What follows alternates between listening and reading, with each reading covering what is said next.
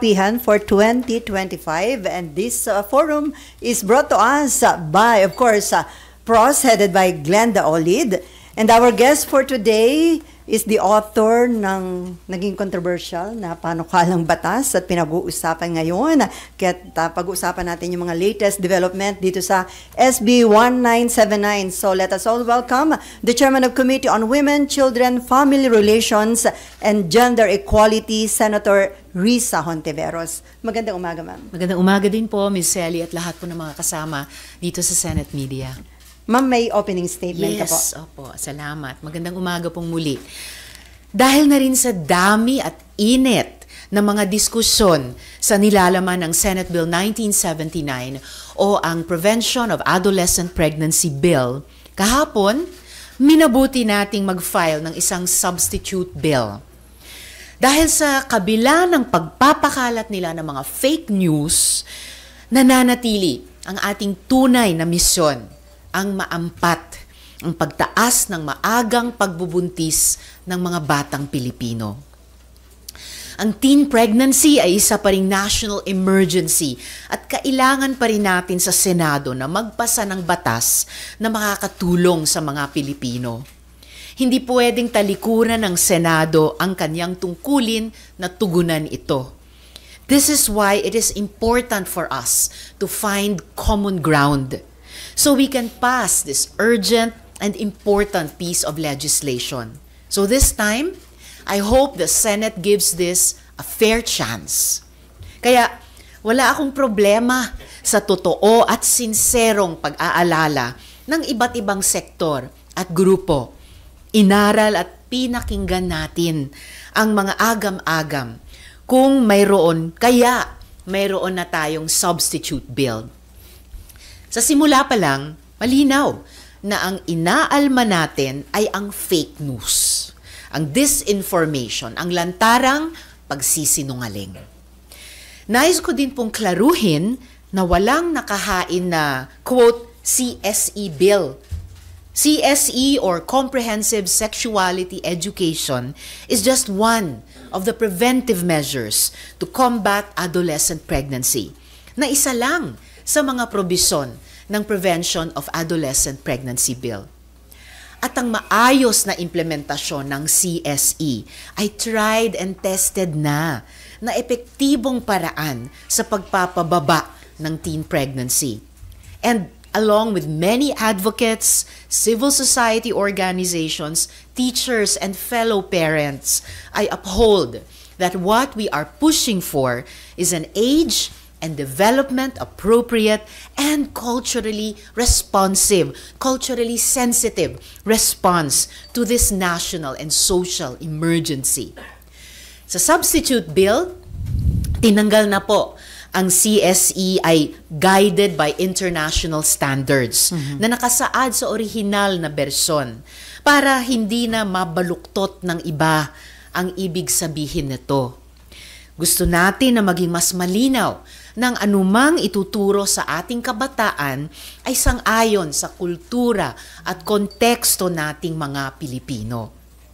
Nilinaw na rin natin na ang CSE ay para lamang sa mga adolescents o mga batang edad 10 years old pataas. This substitute bill now also includes a clear provision guaranteeing academic freedom and religious freedom. This also includes provisions from the Senate President himself. I hope this allays valid and genuine fears. I hope this helps bring us senators together to finally pass a Prevention of Adolescent Pregnancy Bill that our country so desperately needs. Maraming salamat po. So ma'am, na-file na po ba ito? O ipa-file niyo pa? Yes, na-file na po kahapon. So ma'am, sa tingin niyo, kung wala yung term na yung CSC will be guided by international standards, hindi magiging ganitong controversial itong SB 1979? Actually, kahit sa original na bersyon ng Senate Bill 1979, wala akong nakikitang problema nung phrase noon na guided by international standards. Dahil yun na nga lamang po yun, guided, ginagabayan ng, na halos maraming panukalang batas dito sa Senado ay maaring may ganoong phrase. And in the end, anyway, kung international standards ay isa lamang sa mga gabay, in the end, the buck stops sa ating konstitusyon ng Pilipinas. The buck stops sa kung ano yung konteksto at mga kultura nating mga Pilipino. Ibig sabihin, common sense, kung hindi akma sa konteksto natin, kung hindi akma sa ating mga kultura, ano pa mang international standards na maaring mayroong gabay, hindi yan makakapasok. So, para lang hindi na mabaluktot ng iba, tinanggal na rin po namin ang ganyang phrase sa ating substitute bill. So, para din ma-address yung concern na as early as 4-year-old tuturuan na ng comprehensive sexuality education, inilagay nyo na sa substitute bill na 10-year-old up yung bibigyan ho ng sex education. Kaya importanteng pagbabago rin yan sa ating substitute bill na ang comprehensive sexuality education ay bibigyan lamang sa mga adolescents mula 10 years old hanggang or pataas. At yung mga ibang sinabi nila noon na pati 0 to 4 years old ay tuturuan ng kung ano-ano, sheer fabrication po yan. Fake news at disinformation po yan po ay pagsisinungaling. So sa tingin niyo ma'am, magiging acceptable na sa inyong mga kasamahan at sa ilang mga grupo like yung grupo ni na dating CJ Sereno itong substitute bill na isinabmit niyo? Hari nawa, maging acceptable na rin kahit sa grupo nila. Pero pinaka-importante, ito po ay nananatiling acceptable sa mga advocate groups ng mga child rights advocates, mga adolescent rights advocates, mga kapwa kong magulang, mga guro na ang tagal-tagal nang ipinaglalaban, lalo na mula noong pandemya, kung kailan nabuo itong tinawag ng NEDA at ng POPCOM na National and Social Emergency ng Teenage Pregnancy, maging katanggap-tanggap pa rin sa kanila itong substitute bill. At assured ako na ganoon nga dahil nananatiling tapat ito sa layunin ng Prevention of Adolescent Pregnancy Bill. Ang mapigilan ang pagtaas ng adolescent pregnancy dito sa ating bansa at mabigyan pati yung mga nabuntis na at nanganak na ng social protection na tulong magbalik-aral at makapagtapos, tulong maalagaan ang kanilang mga babies, tulong maiwasan ang pag-uulit ng teenage pregnancy. So ma'am, ano mangyayari? Ano magiging proseso? Kasi 'di ba itong SB 1979 nasa Senate plenary na. Opo. So ngayon may substitute bill, babalik ba yan sa committee level at magkakaroon ng public hearing? Hindi, salamat. Hindi yan po ang inaasahan ko, ang anumang pagbabalik sa naunang yugto. Dahil ito nga po ay nasa plenaryo na sponsor na at napipinto mula pa nung nakaraang taon, napipintong dumaan na sa period of interpellation and debate. So ang understanding ko ay itong substitute bill ay i-interpellate na po namin sa plenaryo. Dagdag po dyan, to my knowledge, gaya ng nabanggit ko ngayon lamang, this matter is already in plenary and the withdrawal of signatures doesn't have the effect of reverting it back to the committee level, gaya ng napag-usapan natin ngayon lang. Any objections by other senators should be expressed in plenary through questions and other proposed amendments. Kaya gaya ng nabanggit ko, ang susunod na mangyayari ay nakadepende sa gagawin ng body sa plenary. Sa plenary, taking into consideration the substitute bill filed. So wala po pala implication yun, yung withdrawal ng about 7 senators sa kanilang signature sa committee report?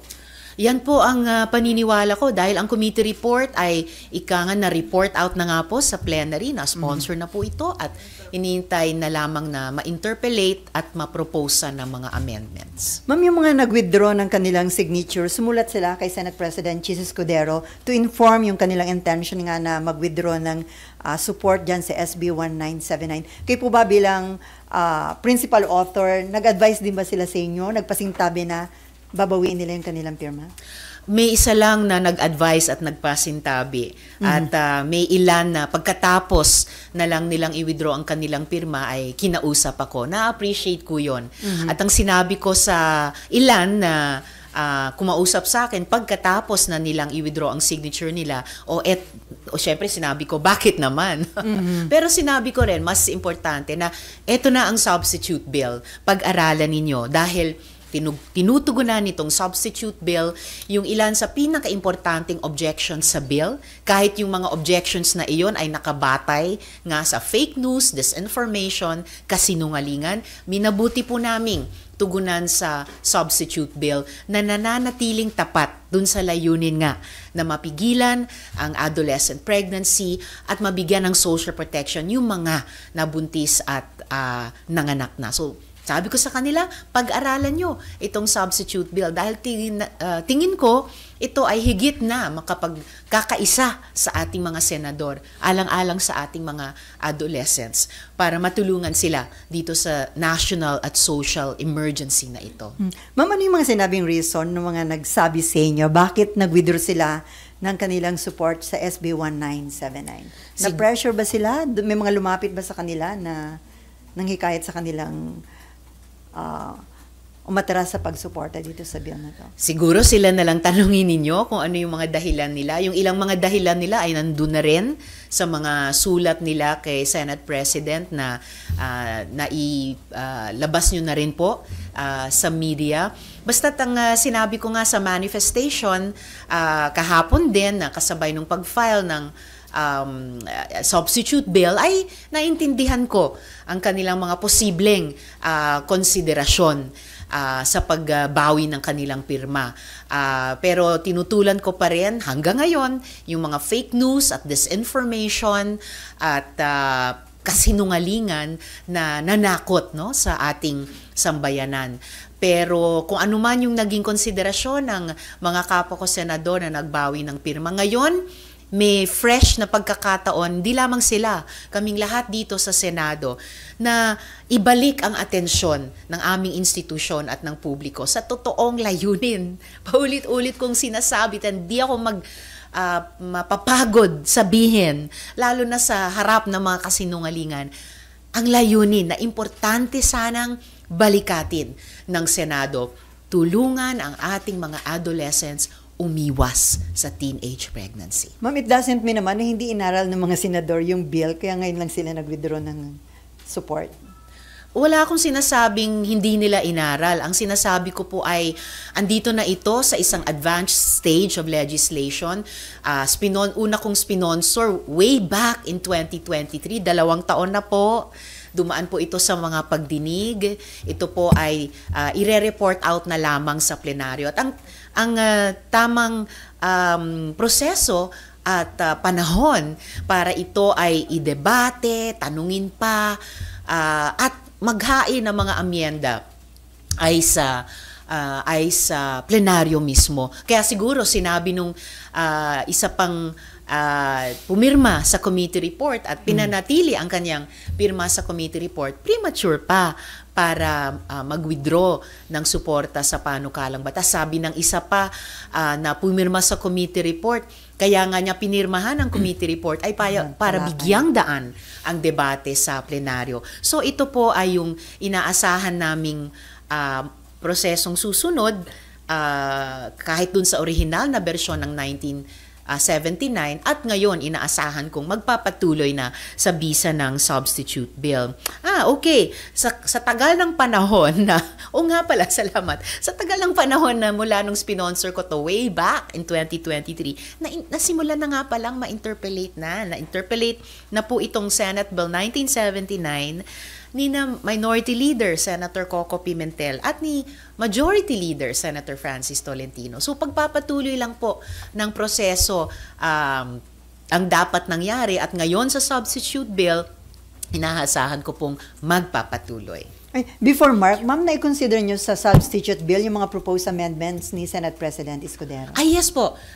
Yung pong substitute bill, gaya ng nabanggit ko sa opening message, ay in-incorporate na rin po ang ilang mga amyenda mula mismo kay SP Cheese. Okay, Mark. Ano po yung suggestions ni SP? Halo-halo na pong pumasok yung amyenda namin at ang mga amyenda ni Senate President. Kabilang dito, yun na nga pong pagtanggal ng phrase na guided by international standards. Pangalawa, paglimita ng CSE as covered in the bill sa adolescents dahil ang substitute bill ay nagko-cover lamang sa 10 to 19 years old range. Yung paglimita din sa access to contraceptives without parental consent dun sa mga adolescents 16 years old and up, consistent po dun sa age of statutory consent law. Pang-apat, sinasama explicitly yung mga parent-teacher organizations bilang bahagi ng mga stakeholders na patuloy na kokonsultahin. Panlima, tinatanggal yung probisyon na ginagawa ang CSE bilang requirement para sa accreditation ng private schools. At last but not the least, nag-i-introduce nga po, gaya ng binanggit ko, ng clause na ginagarantiya ang religious freedom at academic freedom.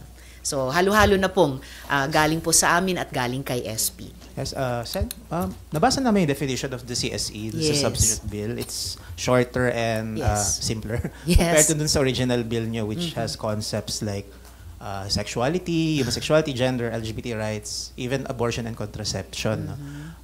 Is this in response to the President's statement na baka maraming woke, quote-unquote, woke absurdities? And does this not water down the bill? Not at all. Tanggap na tanggap pa rin ng aming mga partner advocates at constituencies yung substitute bill dahil nananatili siyang tapat dun sa layunin ng prevention of adolescent pregnancy na precisely maiwasan ang lalong maraming adolescent at repeat adolescent pregnancies, bigyan ng social protection ng mga adolescents na nabuntis na at nanganak na at patuloy na ipatupad ang comprehensive sexuality education as defined in the substitute bill bilang isang importanteng preventive measure para makamit ang layunin ng panukalang batas. So, yung misinterpretation ni Presidente at yung sadyang pag-misrepresent nung ilan, no, pag-fake news at disinformation, pagsisinungaling tungkol sa bill ay gaya ng nabanggit ko kanina, patuloy kong tinututulan at yung substitute bill ay aming effort na ibalik ang atensyon ng publiko at partikular sa sandaling ito ng Senado dun sa totoong layunin ng panukalang batas na prevention of adolescent pregnancy. Kaya inimbita ko ulit si Presidente, inimbita ko ang aking mga kapo-senador, pati yung mga naunang nag-withdraw ng kanilang lagda. Tignan at basahin ngayon ang substitute bill upang makabuo ng pagkakaisa dito sa Senado, lalo na tulungan ng ating mga Filipino adolescents. Dagdag po doon, flexibility na rin po ang substitute bill para sa implementation team, no? Para sa ano ang kailangang mga paksa na isama. Dahil maalala po natin, ang CSE ay higit isang dekada na-deem ng Korte Suprema na constitutional sa loob ng Responsible Parenthood and Reproductive Health Law. Mula pa noong 2018, ang CSE ay ino-offer na ng Department of Education, hindi sa lahat pero sa 5 subjects sa ating mga paaralan. At muli naming isinalamin sa Prevention of Adolescent Pregnancy Bill, pati sa Substitute Bill, ang patuloy na pagsuporta sa deemed constitutional at ino-offer na ng DepEd na curricula at walang nagpipigil na patuloy nating i-improve ito. At yan po ay iniiwan namin sa implementation team. Binibigyan namin sila ng dagdag na flexibility tungkol sa particular subject sa pamamagitan ng substitute bill. Baka may comment kayo about Senator Villanueva described your bill as a budol bill na parang misleading daw po. Teenage pregnancy but inside, quote-unquote, the devil is in the details daw po. The devil is also in accurate representation ng trabaho ng mga colleagues. There's nothing hidden about CSE sa bill, napaka-bukas na provision niya bilang isa sa mga supportive preventive mechanisms laban sa adolescent o pregnancy. Ano nga yung unang bahagi? Ang totoong pambubudol ay yung ginawa ng mga nag-fake news laban sa bill. Ang totoong pangbubudol ay yung mga nagkalat ng disinformation at nanakot sa ating sambayanan sa pamamagitan ng kanilang social media operations. Ang totoong pambubudol ay yung mga nagsinungaling tungkol sa bill. Halimbawa, dun sa original na Senate Bill 1979, sige nga, ituro nila kung nasa saan dun yung pagtuturo ng masturbation sa 0 to 4 years old o pagtuturo sa mga bata tungkol sa sexual feelings or sexual rights. Aba, inamin na nila sa isang later press conference nila na wala doon sa text ng original na Senate Bill 1979. So, sino ngayon ang nambubudol? Anyway, let's get back to the substitute bill. Lalo pa naming kinlaro, ang klaro na mula sa simula, bilang aming effort palagi na magbuo ng pagkakaisa dito sa Senado at sa ating publiko. Kasama yung mga kapwa magulang natin, kasama yung mga guro, at syempre, kasama yung ating mga adolescents para maampat na itong emergency at krisis sa ating mga kabataan. Before Maki, ma'am, do you intend to give copy nitong substitute bill kay Presidente? Kasi nang tanungin siya kung maaari na bang magbago yung kanyang pananaw dito sa bill na ito, sabi niya, babasahin daw muna niya itong i-final nyo na substitute bill. Well, salamat naman sa Presidential Legislative Liaison Office o PLLO dito sa Senado. Kinuha na po nila ang kopya at totoong kopya ng substitute bill ng Senate Bill 1979 mula dito sa Senado para ipadala po sa Office of the President. Kaya't salamat naman at inaasahan ko na babasahin nga po ni Presidente ang aming substitute bill. And you're confident na yung misinterpretation, sabi niyo nga, ng Pangulo doon sa bill, ma-address ito doon sa substitute bill kapag nabasa na niya? Definitely. Kung nabasa ni Presidente yung original Senate Bill 1979 at lalo na dito sa aming substitute bill, makaklaro sa kanya kung ano yung totoo na nandun sa bill namin at ano yung mga sinungalingan na ikinalat laban doon. Maki. Sen, what are your fears lang? Kasi patapos na tong Congress na to, malapit na ang eleksyon. And kung halimbawa hindi siya lumusot even sa plenary, dahil because of the schedule, and I saw kasi yung pag-schedule nung discussion sa plenary, parang ang tagal na siyang nakabinbin. Last year pa po. So what are your fears if this doesn't get out of the plenary? Ano yung kinakatakot ninyong mangyari if this happens? And sa tingin niyo ba, hinaharang siya? Kaya hindi siya nasa schedule or napagdedebatihan ng dire-diretso sa plenary? Yung scheduling ay matter, even in that small matter din po ng aming priorities at political will dito sa Senado.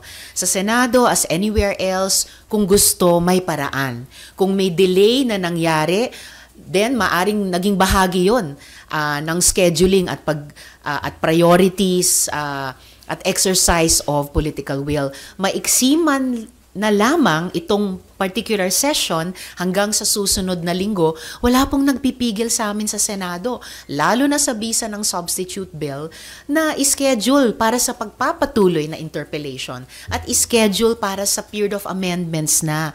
Para doon, bukod sa mga amyendang ipinasok na namin at ipinasok namin sa tulong ni Senate President, yung iba pang nais ipanukalang mga amyenda ay pwedeng-pwede nang ihain sa floor ng mga kapwa ko senador. At nainulit ko nung aking manifestation na nanatili akong bukas na i-consider at tanggapin.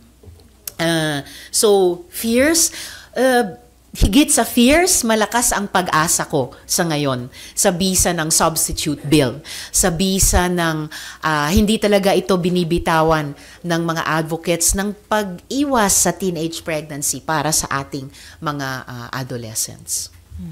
Ma'am, meron ba doon dagdag lang po. At kahit pagkatapos ng kampanya at eleksyon, merong isa pang, bagamat maikling, session nitong 19th Congress para to do right by Filipino adolescents. Meron pa, Maki? Okay na. Ma'am, dun sa 7 na nag-withdraw ng signature, meron bang nag-express na ng intention na ibalik ang pirma dito sa substitute bill naman? Wala pa naman, pero bukas naman yung pinto ko para makarinig ng ganyang magandang balita.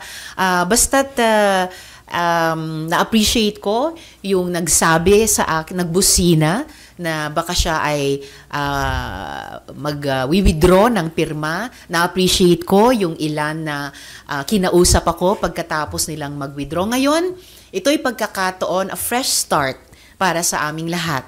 Dito sa legislative history ng Senate Bill 1979 na nasimulan ng ma-interpellate sa nakaraang 2 taon ng minority leader at ng majority leader pareho. Ngayon ay fresh start para mag-iwan ang Senado ng 19th Congress ng isang maganda at epektibo at makapilipinong at makapamilyang legacy para sa mga Pilipinong adolescents. Ma'am, dating CJ Sereno actively talagang mukha nangampanya sa mga colleagues niyo dito sa Senate. So, may intention na ba kayo? May plano na kayong makipag-dialogue sa kanilang grupo para i-present itong substitute bill? Ang sino mang persons and groups of good faith ay pwedeng kumuha rin ng kopya ng substitute bill. Kung si Presidente nga nagpakuha ng kopya ng substitute bill, sila pa kaya? At alam naman nila, available for public consumption sa Senate website, ang buong legislative history nitong Senate Bill 1979. Kung tignan lang nila, nandyan na March 2023 ko pa po sponsor ito. Kung tiningnan lang nila, sincerely, live stream sa Senate ang mga hearings at ang mga interpellation sa Senate Bill 1979. Kaya hindi rin nila pwedeng sabihin noon na nagulat daw sila at bigla na lang daw na sa second reading na ang Senate Bill 1979. No!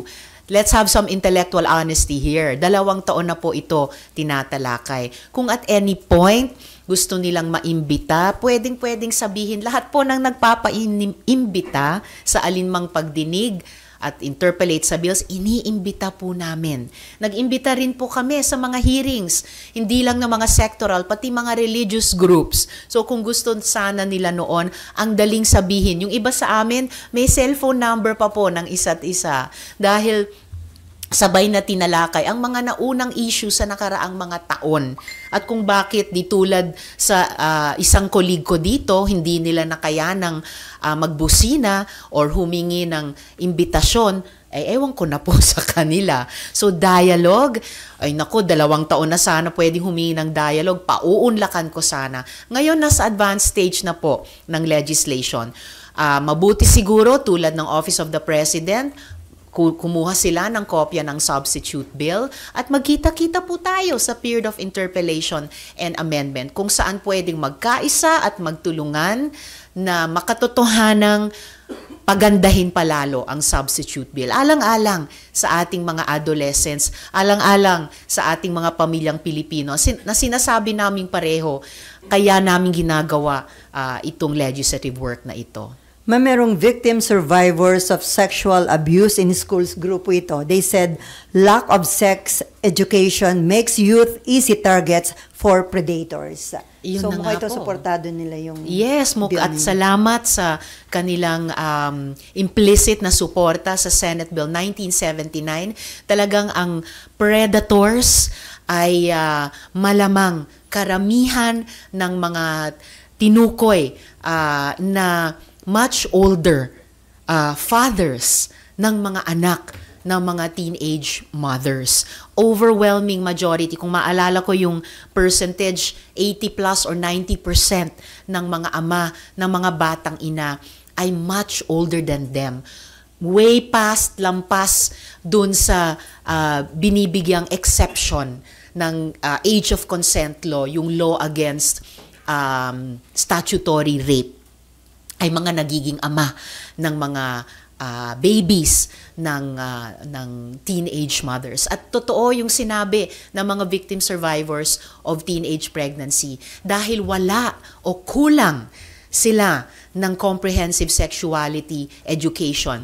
Dahil pinapakita ng mga datos na only 12.5% ng mga kabataang Pilipino ay napag-uusapan ng maluwag ang tungkol sa sexual and reproductive health sa kanilang mga tahanan, sa ating mga magulang nila.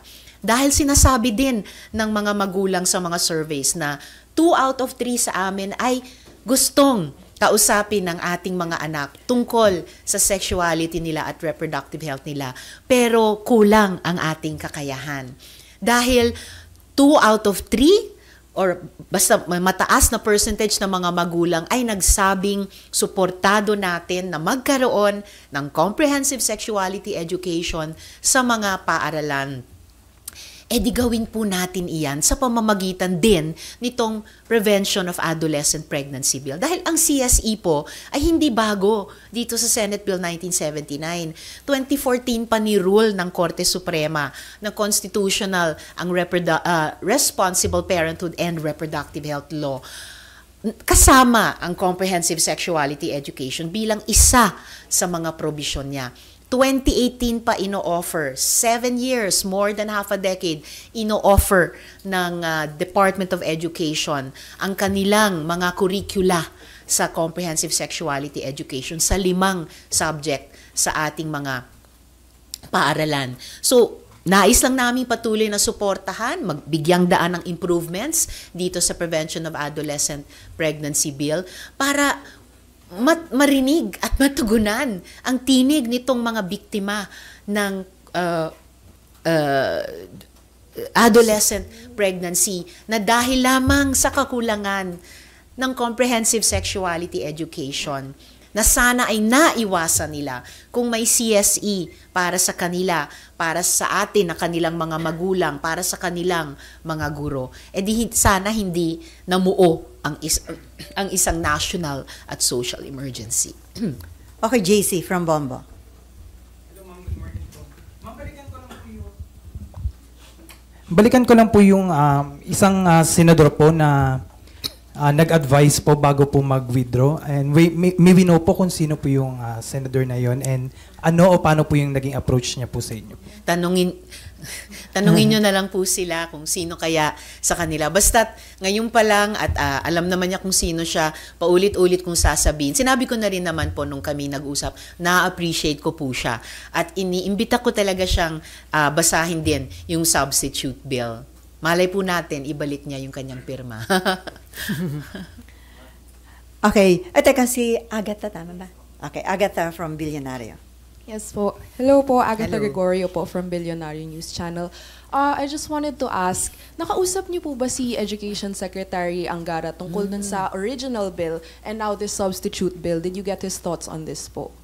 Hindi ko pa siya nakakausap personally mula nung sumabog itong bagyo ng mga fake news. Pero nasusubaybayan ko po ang kanyang mga pananalita sa media bilang din isa sa mga pumirma sa committee report. At na-appreciate ko po yung kanyang mga inputs bilang kalihim ngayon ng Department of Education na sinabi niya nung binasa niya yung muli yung Senate Bill 1979 na kanyang pinirmahan noon ay wala nga yung mga kasinungalingang kinakalat laban dito. Sinabi nga niya na, of course, bilang alter ego ni Presidente, pinakinggan niya ang concerns ni Presidente at na-appreciate ko yung sinabi niyang patuloy na ang ipatutupad ng Department of Education na Comprehensive Sexuality Education ay magiging sang-ayon sa konstitusyon, hindi magpapapasok ng anumang hindi karapat-dapat sa ating mga estudyante at iti-take into consideration syempre ng department yung sentiments ni Presidente. Dahil at na-appreciate ko po ang lahat ng iyon dahil nga po si Secretary Angara ay co-author, hindi lamang po siya pumirma ng committee report, siya po ay co-author nung simula ng Senate Bill 1979 at yung kanyang resolution na inihain noon na nagpapahayag ng concern no sa namuong national and social emergency ng teenage pregnancy. Yung resolusyong niyang iyon ay sinubstitute paloob sa committee report. So yung spirit nung resolution at pag-co-author ni Secretary Angara ay nakapaloob pa rin sa substitute bill ngayon. And follow-up question lang po. Yes. So they're implementing CSE now po based on DO31, yung DepEd order nga po. Nabasa Yes. niyo na po ba to, and did you apply any of the things that you think may be improved sa substitute bill po? Nabasa din po namin yung department order sa paghahanda nung substitute bill, at yung diwa po noon ay reflected nga sa mismong proseso namin ng pagbubuo at pag-file ng substitute bill, na binibigyan namin ng higit na leeway o flexibility yung implementors sa pangunguna ng Department of Education, pati sa patuloy na pagtukoy, pagdagdag man o pagbawas o likha ng mga subjects kung saan idadaloy ng DepEd yung comprehensive sexuality education bilang tulong sa ating mga estudyante na umiwas sa teenage pregnancy.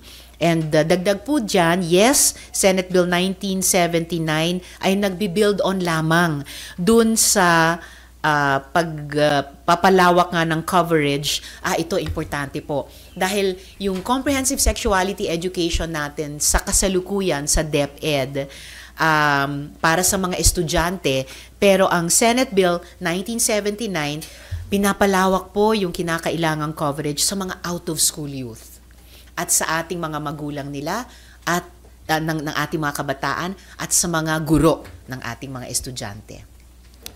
Okay, Raymond. You mentioned na dito sa substitute bill, tinanggap niyo yung mga amendment ni SP para lang, kasi isa siya mga umayaw nung una.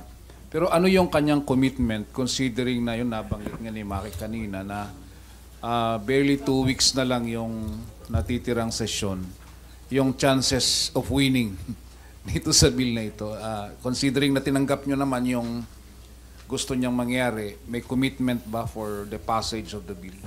In fairness kay SP, hindi naman siya kumontra sa Senate Bill 1979. Sinabi lamang niya na dumadaan ito sa legislative process at hinihintay niyang malaman kung yung kanyang mga proposed amendments ay ipinasok nga sa Senate bill. At yun po ay klarong nakareflect sa substitute bill. So, ako po'y umaasa na bagamat, oo, tulad ng napag-uusapan natin, maiksi at umiiksi ang panahon ng buhay ng 19th Congress ng Senado. Pero, gaya nga ng sinabi ko, nasa political will naman namin yun. Nitong nakaraang mga araw lamang, nakita nyo naman kung paano nagpursigit talaga kami sa parami ng paraming bilang ng mga bills. Nagpapagabi po kami para talakayin ang mga ito at iusa dito sa legislative process. So wala pong nagpipigil hanggang sa susunod na linggo at pati doon sa susunod na sesyon pagkatapos ng eleksyon na i-exercise namin yung political will bilang mga magulang din, bilang mga partners sa edukasyon ng aming mga guro, alang-alang sa ating mga adolescents. And speaking of political will, edi sino pa po ang pinaka nag-exercise ng political will at leadership dito sa Senado? Walang iba kundi kay SP. So katulad nung lubos na appreciation ko sa pagbibigay niya ng espasyo sa pagtatalakay nitong mga isyung bumalot sa Senate Bill 1979, yung appreciation ko na nagpasok siya ng mga amendments sa naging substitute bill, umaasa ako sa kanyang liderato na patuloy buksan ang espasyo para sa legislative process, no? Normal na legislative process sa Senate Bill 1979 na sana, bagamat na normal na legislative process, wag po namin kalimutan, tinatrabaho namin ito sa gitna ng isang krisis, sa gitna ng isang emergency. So, a bit more urgency, sense of urgency please, mula sa mga kasama sa Senado. Before, meron pa? Same pa? O before daw other matters, si Nympha muna, same pa?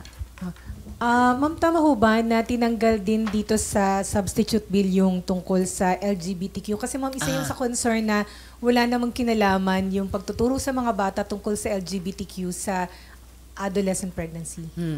Actually, originally, nandyan yung mga references sa LGBTQIA+ sa Senate Bill 1979 dahil pati yung mga LGBTQIA+ na kabataan ay apektado ng adolescent pregnancy. Pero sa isang maagang pagtugon sa mga concerns na inihain ay wala na doon ang references sa substitute bill at tanggap po ito ng aming mga advocates at partners sa pagsulong ng Senate Bill 1979.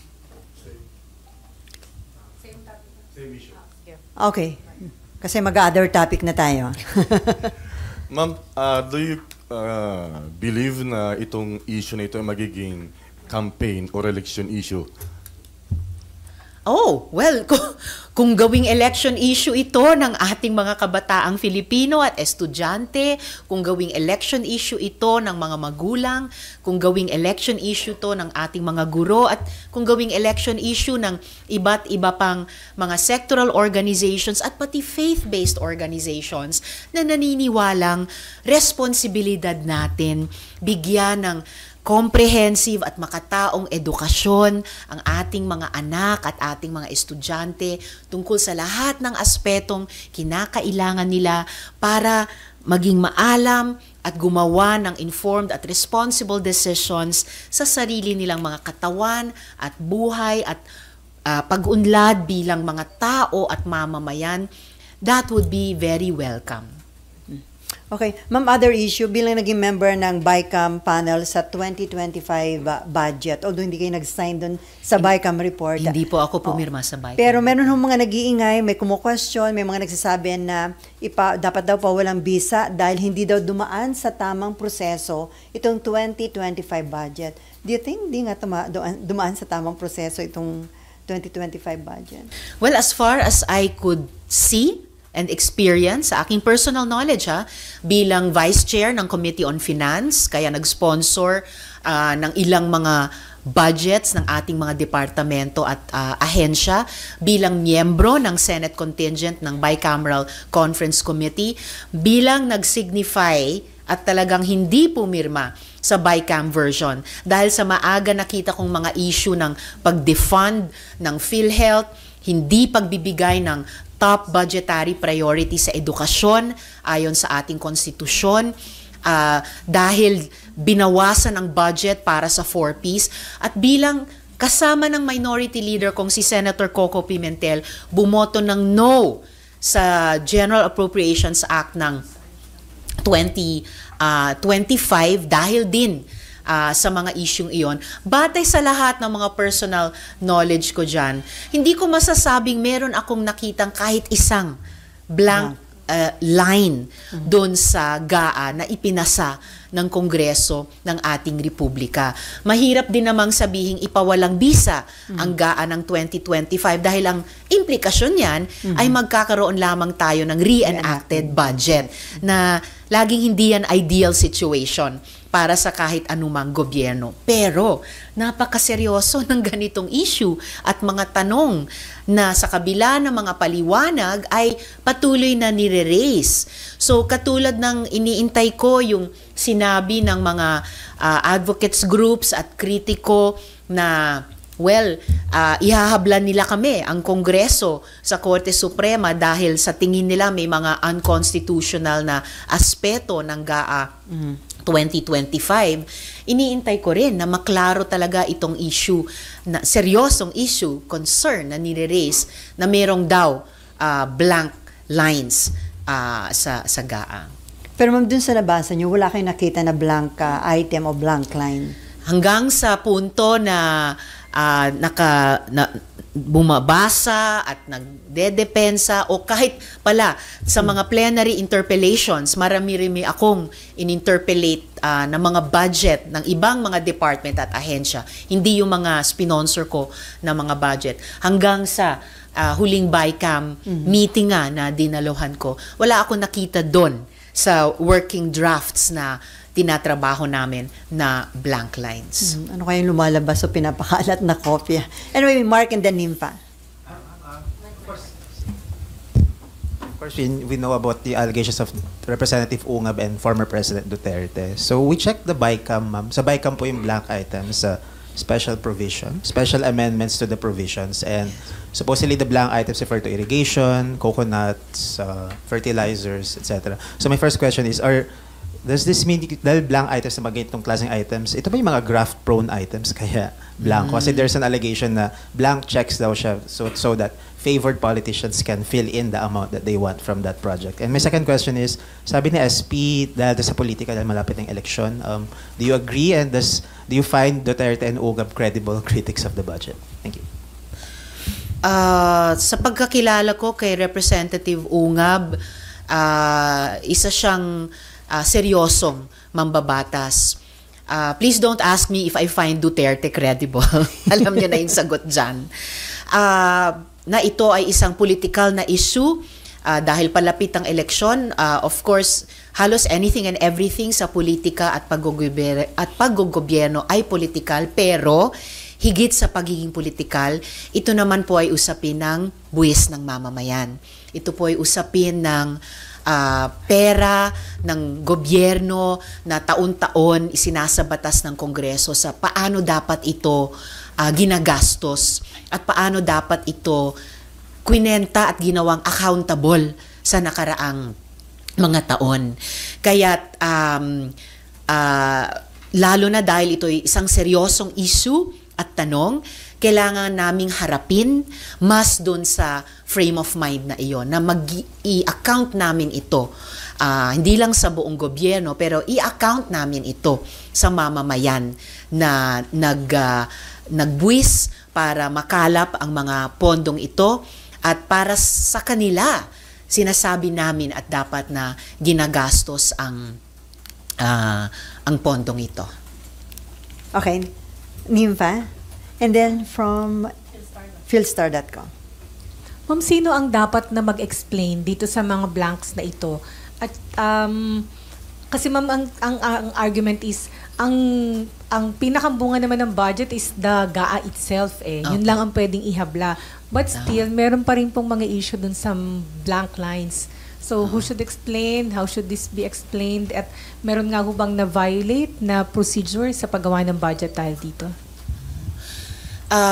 Balikan ko lang din po, nalimutan kong sabihin na kung graft-prone, yung mga blank check, alleged blank lines na iyon, kung mapatunayan na meron talagang blank lines, dun tayo dumako sa pagsusuri kung kaya ba binlank check iyan di umano ay dahil graft-prone. And then, sorry, Ms. Nympha, pakiulit lang po yung... Ma'am, sinong dapat mag-explain and how should this be explained, ma'am? Okay. Kasi ang sinasabi nga po, ang ending naman talaga ng budget is the General Appropriations Act. Yun lang ang pwedeng ihabla. But still, there's this issue of the budget BICAM report having blank lines. Okay. Well, dahil GAA ang kini-question, dahil GAA ang maaring ihabla, kami sa Kongreso ang kailangan magpaliwanag at mag-account. Dahil batas namin ito taunang batas namin ito. Or kung pirmahan pa rin ni Presidente, kung hindi pa nasagot yung mga tanong o hindi pa nalinaw ang mga issue, so magiging accountable din siya. But at this point in time, gaya ng sinisimulan ng gawin ng liderato dito sa Senado, kami sa buong Kongreso ang kailangan magpaliwanag. But who in particular? Well, kasi inaprubahan ng Kongreso ito, ang GAA 2025. So, bagamat nag-no kami ni Senate Minority Leader Senator Coco, ito ay naipasa bilang batas ng buong Kongreso. So, yung buong Kongreso ang kailangan magpaliwanag with the responsible leaderships. So, nagsimula ng magpaliwanag si Senate President, nandun ang Speaker sa kabilang kapulungan, yung aming Bicameral Conference Committee kung saan din ako naging miyembro, bagamat sinabi ko at ginawa ko na hindi ako pipirma sa Bicam version. So, at this point in time, sa kumbaga legislative status din ng GAA 2025, ang buong Kongreso po ay kailangang sumagot at magpaliwanag. How detailed should the explanation be, ma'am? Kasi di ba kailangan ipakita yung stages as to what happened, kailan nangyari yung blanco, kailan to na-fill out? Public document po ang GAA 2025. Public document siya kapag ginagastos na sa fiscal year, kung para kailan siya ipinasa. Public document, kaya nga't na-audit din ng Commission on Audit at pwedeng hingiin ng mamamayan at sigurado ginagamit naming mga mambabatas tuwing dinedebate namin yung GAA para sa susunod na taon. As detailed as the questions may be, then kasing detalyado maaring o dapat gawin ang aming mga sagot. Dahil nga, ang ina-appropriate namin ay buwis ng mamamayan. Dahil ang ina-appropriate namin ay pondong hahawakan ng executive at gagastusin nila. So these are all matters of public knowledge. Okay, other issue? Same issue pa. Ay, nga pala. Hi, good morning. Jean Morning. Mangalos from philstar.com. Some of the most contentious items in the budget came from the BICAM report. There are some people who say that it needs to be more transparent. What changes do we need to enact about the BICAM process? I totally agree. It needs to be more transparent. And in fact, nagsimula akong lumahok sa BICAM nung nakaraang taon, no? Na may pag-asang nagagawa nga naming mas transparent. Dahil hindi na lang namin ginawa na ceremonial opening and then ima-mandate ng magkaparehong panel, yung chairs namin, na sila na lamang magpatuloy sa substantive portion ng BICAM conference meeting. And then magre-reconvene na lang kami para in effect i-ratify yung naging deliberasyon nila. This year, or rather last year, para sa GAA, para sa ngayong taon, nakita nyo naman na umupo kami en banc 2 beses. Nga lang, dahil lumabas yung ganyang mga tanong na pinag-uusapan namin, mukhang hindi pa namin na-gain yung buong public trust na talagang naging transparent at accountable yung prosesong ito. So, ibig sabihin, may improvement pa rin talaga kaming kailangan gawin, mismo sa proseso at hindi lamang sa naging resulta. What kind of improvements would you suggest? I suppose more possibly kasi pag-uusapan pa namin ito ulit ng minority leader ko dahil kami po yung nag-advocate sa loob ng Senado mula pa nung 2 years ago na gawing BICAM to full BICAM talaga ang BICAM at hindi lamang chair to chair. Pero off the top of my head, subject to discussion with Senator Coco, posibleng ang BICAM ay talagang at least ministerially daanan ang bawat agency budget para lang siguraduhin wala nang natitirang tanong at proposed amendment within the bounds already of the GAA dahil hindi naman pwedeng, wala namang third house ang ating Kongreso. The BICAM is not a third house. 2 lang ang kapulungan, Senate lang at House of Representatives lang. So baka posibleng ministerially daanan ng BICAM agency by agency ang budgets and then dun nga talagang magdebate Senate vis-a-vis House dun sa mga agency budgets na mayroon talagang substantive or even procedural na mga kailangang debatihan. Okay, Raymond. Ma'am, pabor ba kayo sa panawagan ni dating Senador Ping Lacson na once and for all, magkaroon ng comparison yung enrolled bill at ng BICAM report dahil ang BICAM report naman na hindi na for amendment, it's only for ratification or rejection? Sure. Sang-ayon ako kay dating Senador Ping bilang isa sa historically sa buong kasaysayan ng Senado o ng Kongreso pa, naging isa talaga sa very focused, masinop, consistent na nagsusubaybay at nagkikritiko para i-improve ang budget process. I really welcome yung panukala nilang iyon.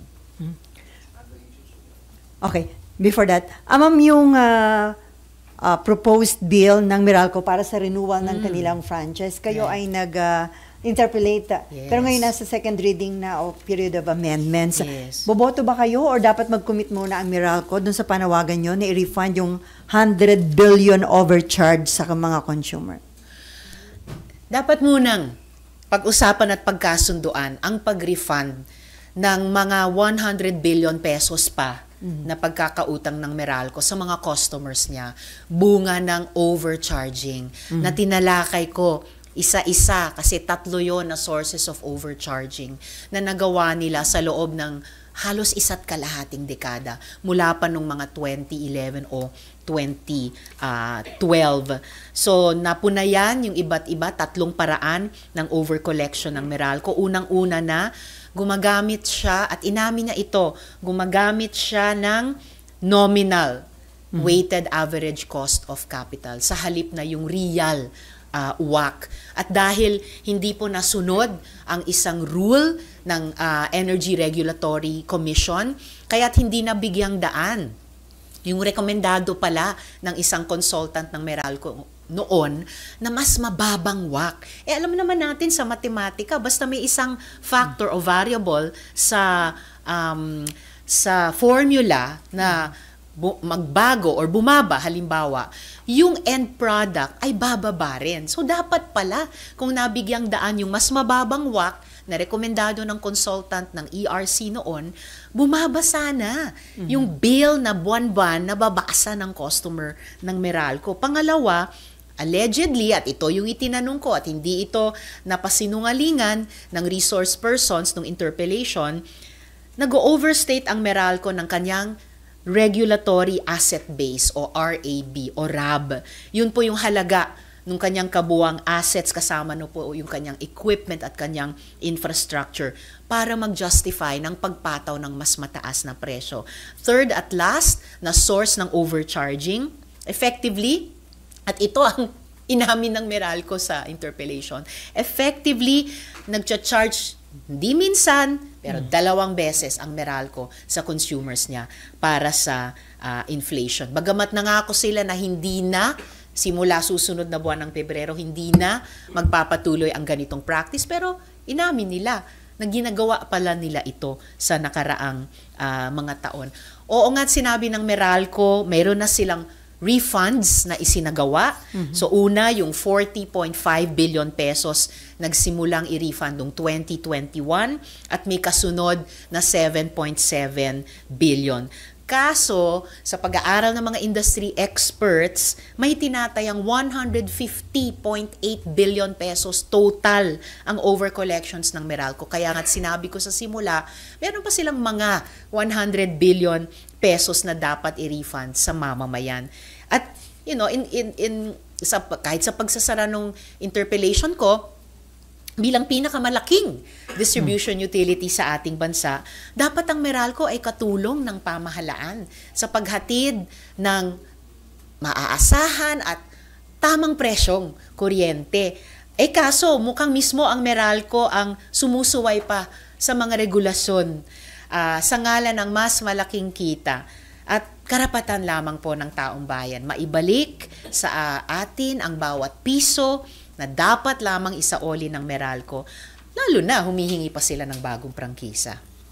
So, Ma'am, will you support the approval ng franchise renewal bill ng Meralco kung may commitment po ba sila na i-refund yung about 100 billion? Wala pa silang commitment nung interpellation sa pag-refund ng mga 100 billion pesos pa. Kaya yan po ang aking follow-up sa period of amendments. Kung walang maging commitment, Ma'am? Kung walang maging commitment sa pagwasto sa nakaraang charging practices, parang ang hirap namang isipin na magkaroon ng bagong prangkisa. 'Di ba? Ang pagkakamali at pagkukulang ay dapat iwinawasto. Hindi po yan dapat nire-reward. Okay. Other issue ka pa, Raymond? Ma'am, on the issue of espionage. Espionage po. Kasi sunod-sunod yung mga nako-confiscate na materials, kasama pa yung lately yung sa Masbate, di ba, yung underground drone o underwater drone. Ito ba dapat, number one, ano dapat ba tayo mabahala dito, at pangalawa, ano yung dapat gawin ng gobyerno na kumbaga parang nandito na, this is it, This is it talaga. Kaya umaasa ako na yung Department of National Defense ay on top, kasama ng iba pang mga kaugnay na agencies, on top of a process na dahil nakakabahala na talaga, a process na palakasin yung ating ang ating anti-espionage law. Dahil nga bukod sa yung drone na yan na nahanap off Masbate, bukod sa patuloy na mga materyales na nakakalap at nasaswata ng ating law enforcement agencies, andyan pa rin yung monster ship ng Chinese Coast Guard sa loob ng ating teritoryo. Hindi pa rin naaampat yung mga dating POGO na nagsusubok ngayon magbagong anyo bilang special BPO o kung ano pa man. Meron pang kamakailan lamang na arestong Chinese national na pinaghihinalaang isang espiya. So, kailangan talaga na balik-aralan at amyendahan para i-update sa panahon ngayon at mga sirkumstansya ngayon yung anti-espionage law. So, Ma'am, kaugnay ngayon ng mga concerns tungkol sa presence ng mga suspected Chinese spies, yung pong Department of Labor and Employment, yung kanilang regulations on the employment of foreigners in the country have been revised by the DOLE. Sabi nila, yung new alien employment permit guidelines will rationalize requirements and streamline the processing of work permits for foreigners. So, welcome development po ba ito? Welcome development po iyan dahil nakita natin siguro 3 years ago pa dun sa investigasyon sa bahagi pa rin sa POGO investigation ng Senate Committee on Women, particular dun sa Pastilla scam, yung visa upon arrival, na naabuso yung ating mga immigration documents at pati yung alien employment permit para bigyang daan ang POGO, yung mga kaugnay niyang mga krimen at yung pagpasok ng napakaraming dayuhan na hindi dumadaan sa regular at dapat na immigration processes. And last question, meron ka pa? One last from me. Ma'am, kasi di ba in one of the session days in the past, doon sa case nung nag-a-apply ng citizenship related sa POGO, si Lee Duan Wang. Correct. Na nagpapakilalang Mark Ong. At kino-question yung papel niya sa POGO hindi dapat mabigyan ng citizenship. Ano ang status niya ngayon ito at paano natin gawin na baka maliban sa kanya may iba pa to apply for a Filipino citizenship with supposedly questionable integrity? At may nauna na, remember Go Huaping na nasa bilangguan ngayon at dumadaan sa dumadaming kaso, aabot na siguro sa 10 kasama yung usapin ng kanyang peking Filipino citizenship. Kaya't nananawagan ako sa mga kapwa-senador ko, ngayong bubuksan na yung period of amendments dyan sa citizenship bill kay Wang Lee Duan, na huwag naman po tayo sana magpaloko dahil napakaraming red flags tungkol dito kay Wang Lee Duan na tila konektado nga sa mga POGO actors. Kaya nananawagan ako na ipagkait ng Senado ang Filipino citizenship sa kanya. May mga litrato itong aplikante na kasama si Duan Ren Wu sa isang exclusive 9 Dynasty Casino Grand Launch sa Clark, Pampanga. Maalala din po natin si Duan Ren Wu, ninong ni Cassandra Leong, konektado sa POGO sa Porac, Pampanga, na enmeshed ngayon sa issue at kaso ng human trafficking. Yung 9 Dynasty Casino ay yung huling malaking pangalan ng POGO actor na lumabas sa huling hearing namin laban sa POGOs. Sa application ni Mr. Wang para sa naturalization, hindi niya dinisclose na junket operator siya para dyan sa 9 Dynasty. So, bakit kung talagang hindi illegal o legal ang junket, di bakit niya inilihim at hindi dinisclose? Meron ba siyang kababalagahang ginagawa dito sa ating bansa? Si Wang, identifying as Mark Ong, ipinakilala niya ang sarili niya bilang Filipino citizen. Filipino citizen na sa Articles of Incorporation at bylaws nung isa sa mga kumpanya niyang Avia International Club. na muli, itong Avia, hindi rin niya dinisclose sa kanyang naturalization application. So, ano ba talaga, kuya? Ikaw ba'y nag-a-apply na maging Filipino citizen dito pa sa Senado? O ikaw ay Pilipino na, tulad sa sinulat mo at pinirmahan sa mga dokumento mo sa Avia? Itong kumpanya niya na Avia International Club, associated din po sa Yatay Spa, na konektado naman dun sa self-confessed Chinese spy na si Shi Zhejiang. At yung Avia at yung Yatay, iisa lang ang building space nila dito sa Pasay City. Isa pang red flag, itong si Wang Liduan, hindi lang iisa, tulad natin, ang kanyang TIN. Several ang kanyang taxpayer identification numbers. Bawal po yun sa ilalim ng ating batas. So bakit meron siyang mga ganito? Hindi po legal ang pagkakaroon ng napakaraming TIN. Nakakabahala din po, last but not the least, ang affiliation niya sa Philippine Xinjiang Yuxi Association na sinasabing kaugnay ng United Front Work ng Communist Party of China. Kaya't maitatanong kung mabibigyan siya ng Filipino citizenship ng Kongreso, saan yung kanyang loyalties? Sa Pilipinas ba talaga o sa China pa rin? At nakaka-shock, no, na naka-advance siya ganitong kalayo sa naturalization process kahit ang dami-daming red flags sa kanyang background. Hindi lang po ito simpleng pamimeke ng citizenship sa isang local civil registrar sa isang probinsya natin, dito mismo sa Senado at House of Representatives. So wag po sana tayong magpaloko dito. Pero ma'am, kahit maraming red flags, approved na sa second reading yung kanyang application dito sa Senate? Hindi pa po dumadaan sa period of amendments. Hindi pa ba? Tama ba? Approved na on second reading? Okay, i-double check po namin. Pero ano yun, pag na-approve na second reading, automatic, susunod na third and final reading, ma'am. Yan ang posibleng mangyari, pero hanggang ngayon, nananawagan ako sa mga kapo-senador, wag po tayong magpaloko dito. Okay, no more? On that note, marami pong salamat, Senator Risa Hontiveros. Maraming salamat po sa inyong lahat at Miss Ellie.